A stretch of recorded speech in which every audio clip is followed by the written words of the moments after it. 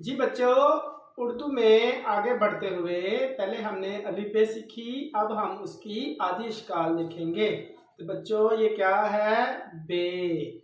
ये बे की आदि शक्ल है। ये है भे, पे, फे, ते, थे, ते, थे, से, जीम, झीम, चे, छे, हे, खे, दाल, धाल, डाल, ढाल, जाल, रे, अड़े, जे, ये, सीन, शीन, स्वार, ज्वार, तोएं, जोएं, आइन, गाइन, फे, काफ, काफ, खे,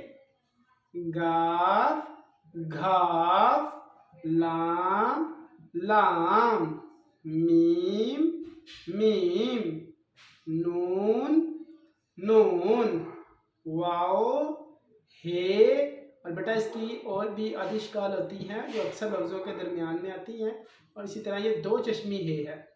हमज़ा, ये बेटे यहाँ पे हमने देखा कि कुछ दाल से लेकर ये तक इनकी आदि इश्काल नहीं होती, इनको हम इसी तरह इस्तेमाल करते हैं। तोएं और जोए की भी आदि शक्ल नहीं होती, और इसके अलावा वाव की भी आदि शक्ल नहीं होती। अब आपने अच्छी तरह से इन आदि इश्काल को रिवाइज करना है, लिख लेना है, ताकि हम अगला काम सीख पाएँ।